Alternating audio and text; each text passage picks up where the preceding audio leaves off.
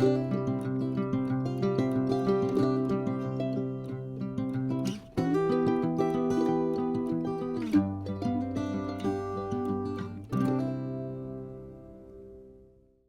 guys, welcome back to my channel.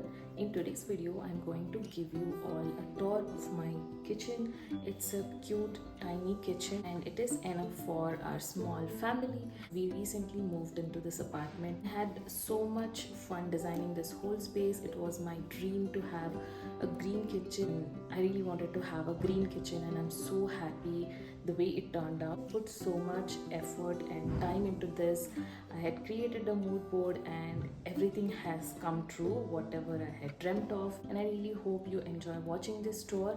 Also, to give a little disclaimer, I don't like to overcrowd my kitchen or any of the space for that matter in my house.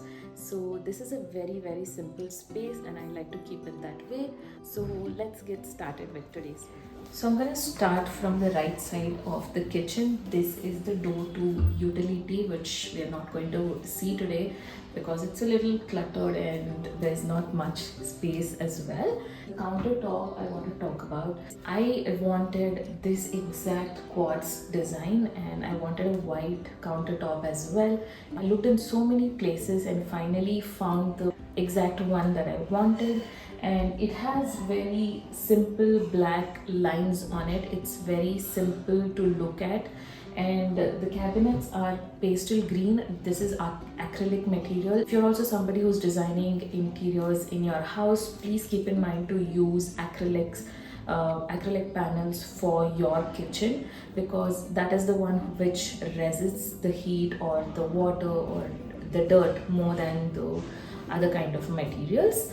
This is a pastel green color. Again, I wanted this exact color, so I looked through so many catalogs to finally finalize this exact color, and I'm really happy how it has turned out. And we have added this gold handle. It has a little bit of a shape, and I felt like this color adds a lot more to the kitchen, and also it looks very classy. So we have added that exact handle in different sizes throughout the kitchen, even to the loft place, you can see.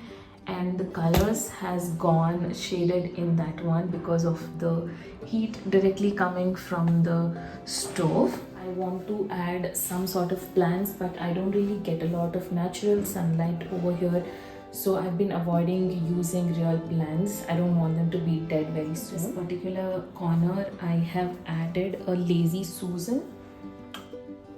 In this lazy Susan I have added all of my regular using things like oil, ghee, and a water bottle, and a jar which is actually a planter from IKEA, this pink one. I have added all of my knives and scissors and peelers and stuff like that, so it is very easily accessible. I love how that dusty pink color adds a little bit of color in the kitchen. Next, moving on, we have a stove here. This is a 4-burner stove. I would recommend not to buy a 4-burner stove because you're not really going to use if you're a smaller family, and even if you use, it's going to be like very rare cases, and you also would not be able to use all 4 of the stove tops because the space is really less, and this is the standard size and the depth of the kitchen countertop as well. And so, but the stove in itself is really good. It's from the brand called Crown. For the backsplash, I wanted this exact backsplash tiles. The builder has given like a very boring creamish sort of back tiles, but I wanted this exact one. I'll tell you why I went for the glossy finish here, even though the whole house is mostly of matte shades, is because there is a lot of spillage in the kitchen and there is a lot of dust that gets collected, and if you have a glossy finish tile, it's very easy to clean up. And I had seen a lot of Moroccan and textured tiles as well, but that could be very hard to clean, and I on a regular basis I don't really get a lot of time to maintain my kitchen. But I wanted a white one, so I thought that this is the best and easier option for me to keep it very clean and tidy. And this is what I continued in my crockery unit as well, which will show you in my next video. And on the countertop there's There's a sink which is a quartz sink as well, and I've added a little IKEA tray there to keep any wet things like brushes and the napkin. And I've also added a couple of chopping boards which are also from IKEA, and a hand towel there. Onto the cabinets. In this both drawers, they are really huge.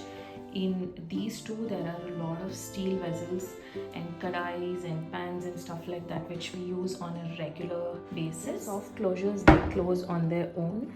And in this one we have a rice trolley and some boxes for some groceries which are larger to fit in other space. This particular drawer, it's also messy, please ignore. I have a lot of spoons, and there are some jars which are also dirty. They are from IKEA as well. I need to clean them. And these are all like forks and spoons and ladles and stuff like that. Here we have all the bowls and glasses which are all steel and plastic mostly. And in the last one I have kept some of the plates and some pressure cookers. All of my ceramic and more glassware are in the crockery unit because we don't really use that a lot. This is actually an under the sink area which we used to keep pans, and it's mostly empty. We have couple of pans here, and then there is like a dustbin which is attached here. When we move up, this is a filter area. I wanted to have like a closed door for the filter because I don't like the wires and stuff like that, but it's still going on here, which is okay. And this particular door, I have kept most of the groceries which I would use on a regular basis. I need to change the boxes for this as well. It's very old, but right now this is what is working for me.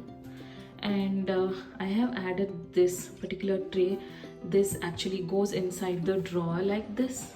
I have added this, and this is from IKEA. I have kept all of the heating posters for the glasses and like a bigger vessel over here, and I've added a tissue paper over here as well.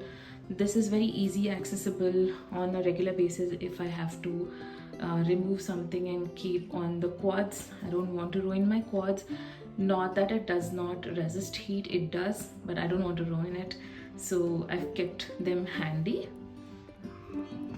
Right next to it is we have our chimney.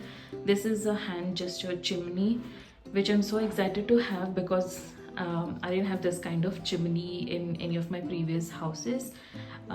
So this is a really nice addition, and these are the smaller things that excite me.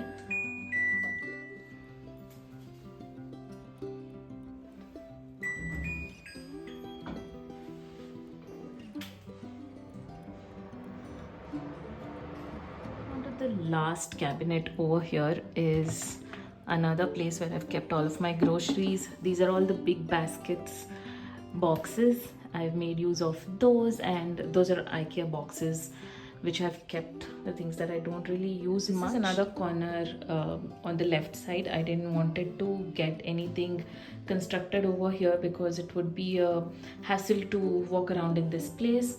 But I have two cabinets over here where I have kept all of my sauces, ketchups, and some powders and stuff like that. I have uploaded a short video on this.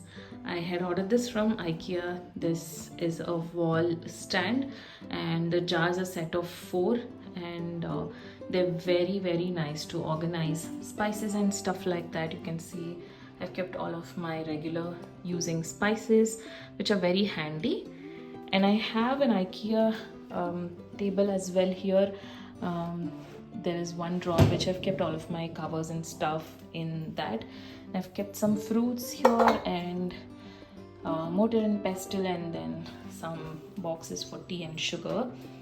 And when we move to the left, we have our fridge. It's kind of dirty. I've kept my mixer and a colander and some box there as well. And Yeah, last part of this whole kitchen, we have added this wooden element at the entrance of the kitchen and added a couple of strip lights to just to add to the look.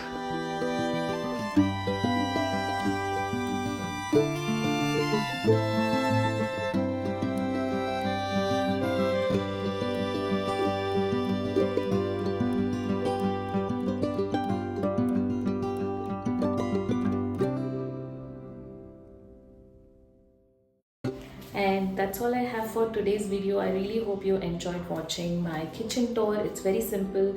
Do let me know if you have any suggestions on how I can add simple elements, and stay tuned for more videos like this, and also give this video a thumbs up and subscribe to my channel for more tour videos and home videos, and I'll see you in my next video.